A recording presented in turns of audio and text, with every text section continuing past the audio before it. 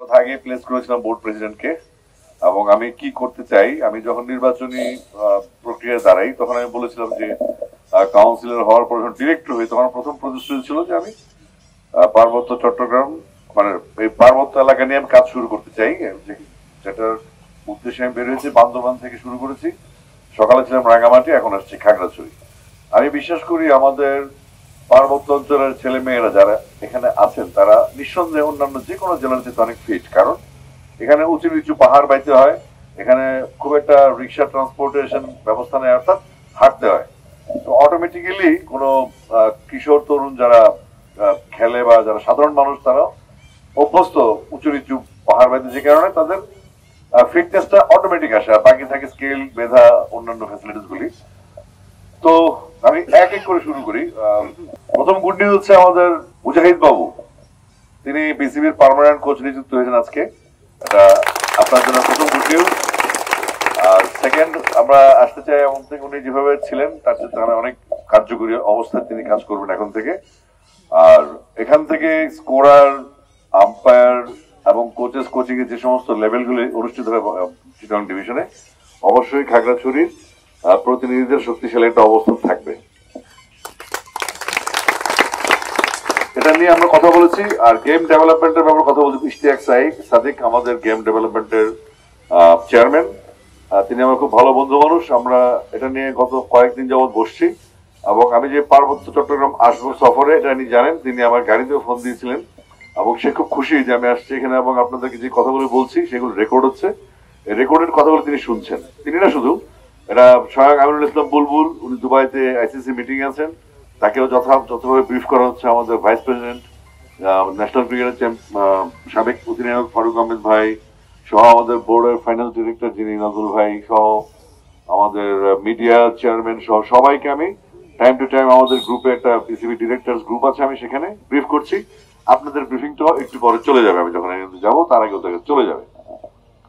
তো শুরুতেই বলতে চাই, আমরা যেখানে আসছি সেটা হচ্ছে প্রথম বাচ্চাদের ডিমান্ড হচ্ছে টুর্নামেন্ট খেলা, অর্থাৎ একটা দুইটা ম্যাচ খেলার জন্য যদি প্লেয়াররা প্র্যাকটিস করে সারা বছর, সেক্ষেত্রে তারা ডিমোরালাইজড হয়ে যায়, খেলাধুলার উৎসাহ হারিয়ে ফেলে।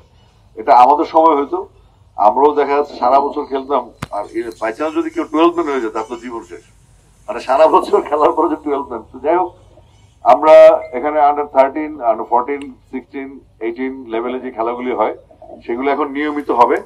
পাশাপাশি পার্বত্য চট্টগ্রামকে কেন্দ্র করে ইস্পাহানি মির্জাপুর যে গ্রুপটা আছে তারা একটা টুর্নামেন্টের অ্যারেঞ্জমেন্ট করবে, স্পন্সরশিপ অলরেডি চলে আসছে। অর্থাৎ আপনাদের এটা ছোট এক্সাম্পল আর কি। তারপর আসছে আবার স্কুল ক্রিকেট, যেটা প্রাইম ব্যাংক স্কুল ক্রিকেট। তো সেখানে আমরা স্কুল ক্রিকেটে আমরা একটু কলেবর বাড়াচ্ছি। আমরা একাডেমি, এই যে একাডেমি গুলো আছে এখানে, খাগড়াছড়ি ক্রিকেট একাডেমি, বাংলাদেশে এরকম অনেক একাডেমি আছে যেগুলো সব প্রণোদিত হয়ে উদ্যোক্তারা টিমটা চালায়। এটা অনেক কষ্টের, এবং এটার মধ্যে একটা আন্তরিকতা, ভালোবাসা, ত্যাগ থাকে। তো এই ত্যাগটা বেসিক্যালি এফেক্ট ফেলে স্কুলে, কলেজে, ইউনিভার্সিটিতে কিংবা লিগে বা ন্যাশনাল চ্যাম্পিয়নশিপে যারা প্লেয়াররা খেলে তাদের উপর এই একাডেমিগুলোর প্রভাব সবচেয়ে বেশি, কারণ একাডেমি থেকে প্লেয়ার সাপ্লাই চেইনটা রেডি থাকে। তো সেক্ষেত্রে আমরা সারা বাংলাদেশে যত একাডেমি আছে সেখানে যাদের কোচ নেই তাদেরকে কোচ দেওয়া হবে। আর আমরা ইন্টার ডিস্ট্রিক্ট টুর্নামেন্ট শুরু করছি একাডেমিগুলোর মাধ্যমে, সব একাডেমিরা খেলবে এখানে। এটা হলো ম্যাচের আরেকটা বলয় বাড়লো, মানে ম্যাচ খেলার জন্য সুযোগ বাড়লো। এটা হবে জেলা ভিত্তিক প্রথমত, তারপর হবে বিভাগীয়, তারপর national academy cup, BCB academy cup হবে এবার, যেটা অনেক বড় কলেবরে হবে, আমাদের স্পন্সর খুব হাই থাকবে। আর একটা গুড নিউজ হচ্ছে আপনাদের, আমাদের যিনি টুর্নামেন্ট কমিটির চেয়ারম্যান যারা আহসান ইকবাল চৌধুরী, ওনার সাথে আমার নিবিড় যোগাযোগ হয়েছে। উনিও নিজ দায়িত্বে বলেছেন আমাকে, আপনি তো এজ লেভেলের দায়িত্ব পেয়ে গেলেন, কিন্তু আমারও শখ ছিল আমি এজ লেভেলে কাজ করবো। তাই বললাম কোনো অসুবিধা নেই, আপনার টুর্নামেন্ট আমার এজ লেভেল এবং গ্রাউন্ড, আমাদের ফ্যাসিলিটি ডিপার্টমেন্ট, লজিস্টিক ডিপার্টমেন্ট কিংবা আমাদের গেম ডেভেলপমেন্ট, আমরা সবাই একসাথে কাজ করব। এবং পার্বত্য চট্টগ্রাম যে তিনটা জেলা আমাদের আছে, এই তিনটা জেলার নারী পুরুষের সক্ষমতা, পাশাপাশি তাদের যে পশ্চাৎপদ যে অবস্থান স্পোর্টসের দিক থেকে, সেটা চিন্তা করে আমাদের একজন নারী ডিরেক্টর আছেন রুমা আব্দুল্লাহ, তিনিও আমাকে আমাদের গ্রুপে টেক্সট করেছেন, তিনি খুব খুশি যে আমি পার্বত্য এলাকা দিয়ে সফর শুরু করেছি। তো সেক্ষেত্রে আপনাদের টুর্নামেন্টটা আমরা যেটা করতে যাচ্ছি, অ্যাটলিস্ট একটা প্লেয়ার যেন বছরে অন্তত 18-20টা ম্যাচ খেলতে পারে, এবং 8 মাসে আমরা ক্যালেন্ডার প্রণয়ন করছি, যেটা আপনাদের সাথে ডিসকাস করা দরকার। সেটা হচ্ছে একটা ইয়ার ক্যালেন্ডার করতে হবে, যে এই বছর আমরা কতগুলা টুর্নামেন্ট হয়, ফুটবল, ক্রিকেট, হকি, ব্যাডমিন্টন, যাই হোক, ইনডোর আউটডোর মিলিয়ে একটা ইয়ার ক্যালেন্ডার করলে আমরা যদি পার্মানেন্টলি যদি আমরা ধরি যে হ্যাঁ নভেম্বর 1 তারিখ থেকে মার্চের 30 তারিখ পর্যন্ত আমরা ক্রিকেট খেলবো, তো সেই উপলক্ষে আমরা 4 মাস ব্যাপী যে টার্ফ তৈরির ইস্যু আছে, অনেক ফ্যাসিলিটিসের ব্যাপার স্যাপার থাকে, বাচ্চাদের টুর্নামেন্টের আয়োজন, তাদের সফর, তাদের খাওয়া দাওয়া, নিউট্রিশন, তাদের লজিস্টিক্স, তাদের গিয়ার্স লাগবে কি, তাদের প্রশিক্ষণে কি হবে, তাদের মানসিক শক্তি, মেন্টর সেট করা, এগুলোর জন্য আমরা হায়ুল ভাই সুমন কাজ করছেন। আমি সুমনকে যেহেতু সুমনকে পেয়ে গেছি, আমার সাবেক কলিগ, আমরা একসাথে খেলেছি, হায়ুল ভাই সুমন, আমি জাভেদ জামান বিলিম বললু, আমরা একই ব্যাচের, ওরা স্টার হয়ে গেছে, আমি চলে গেছি ইংল্যান্ডে।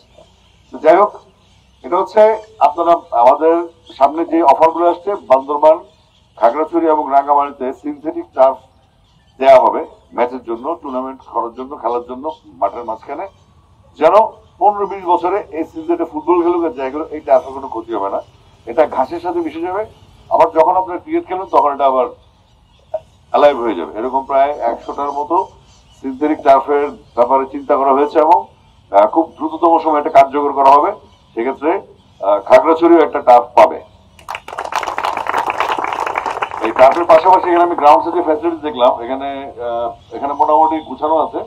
আর এখানে যে টার্ফ উইকেট আছে, এই টার্ফের জন্য যে কাভার দরকার, গ্রাস কাটার দরকার, রোলার দরকার, এগুলা তো আসলে বিসিবি সব দেয় না, কিছু আছে এনএসসি, ন্যাশনাল স্পোর্টস কাউন্সিল, এই বিসিবির সাথে এখনকার বর্তমান যিনি উপদেষ্টা আসিফ মাহমুদ সাহেব, ওনার সাথে ওনার যে জয়েন্ট সেক্রেটারি সাহেব সাহেব কথা হয়েছে আমার, এবং আমি আশা করছি তিনি খুব দ্রুতই এখানে ভিজিট করে যাবেন।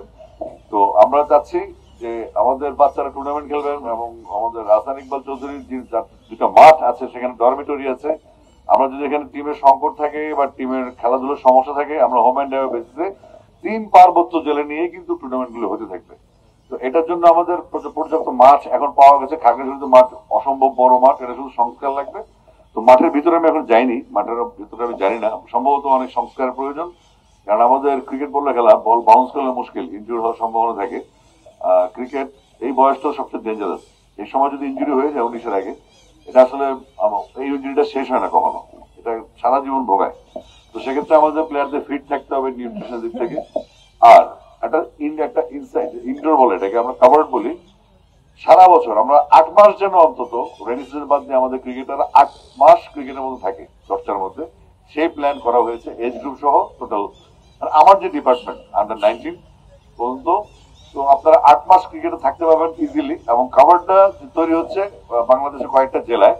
আমি প্রথম প্রপোজাল দিয়েছি যে এখানে 3টা পার্বত্য জেলায় অবশ্যই দিতে হবে, যেন যখন বৃষ্টি হবে আমাদের ছেলে মেয়েরা ইনডোরে প্র্যাকটিস করতে পারে, ওখানে এসি সিস্টেম থাকবে, ব্যাটিং বোলিং এর সুবিধাটা পাওয়া যাবে ওখানে পারফেক্টলি। হ্যাঁ, তো এটা আমি রুল ভাইকে বলেছি, জানিয়েছি, যেহেতু আমাদের এই কাভারটা হলে শীত, গ্রীষ্ম, বর্ষা কোনো সমস্যা হবে না, সবসময় খেলাধুলাটা হবে, এবং বাচ্চারা স্কিল হবে, তার কোচিং করে সুবিধা, মুঝে তো ভালো বুঝতেন আমার চেয়ে বেশি। আমরা আমানের পিছনে একটা কাভার আছে, আমরা সেখানে প্র্যাকটিস করতাম। আমরা ইমরান খানের সাথে ক্যাম্প করেছি, সৌভাগ্য হয়েছে মহিন্দ্রা রহমানের সাথে ক্যাম্প করেছি, বাংলাদেশের জাহাঙ্গীর বাচ্চা, আলতাফ হোসেন ভাই, প্লাস ওসমান খান, যিনি আমার সিনিয়র কোচ, মুর্শিদ মন্টু, রিফ্রেশার কোর্স করেছি আমরা। তো শুধু খেললে হবে না, আইন কানুন জানতে হবে, স্কোরিং জানতে হবে, আম্পায়ারিং জানতে হবে, অনেক। ক্রিকেট একটা আভিজাত্যের খেলা, এখানে অনেক কিছু করার সুযোগ আছে। এখানে কিন্তু ক্রিকেট কিন্তু মিথ্যা কথার খেলা না, এটা আভিজাত ব্লু ব্লাড খেলা একটা। তো এখানে আমাদের মানসিকতা অনেক বড় করতে হবে, একটা বড় প্লেয়ার। এই যে আমরা ফুটবলে দেখি, কর্নার করলে সবাই বলে আমি কর্নার, আমি কর্নার, থ্রো এলে ওরও থ্রো, ওরও থ্রো, ফাউল এলে ওরও ফাউল, ওরও ফাউল, মানে মিথ্যার উপর থাকে। ক্রিকেটে কিন্তু এমন না, ভদ্রলের মতো মাঠ থেকে বেড়ে যায়, জেন্টলম্যান গেম, তাই না? তারপরে আমরা যাব আমাদের ফ্যাসিলিটিসে। আমাদের এই পার্বত্য 3টা জেলায় স্পেশাল একটা অনুমোদন হয়েছে, সেটা হচ্ছে আমাদের যারা যে গার্লস স্কুলগুলি আছে, সেই গার্লস স্কুল আমরা যাচাই বাছাই করবো জেলা ক্রীড়া সংস্থার মাধ্যমে, বা আমাদের কোচ যিনি আছেন বা আমাদের কাউন্সিলর যিনি আছেন, তারা জাস্টিফাই করবেন কোন স্কুলটার মধ্যে মাঠ আছে, কোন স্কুলের মেয়েরা খেলতে ইন্টারেস্টেড, তাদের জন্য স্পেশাল একটা অ্যারেঞ্জমেন্ট আছে। তাদের স্কুলে আগে গিয়ার্স পাঠিয়ে দেওয়া হবে,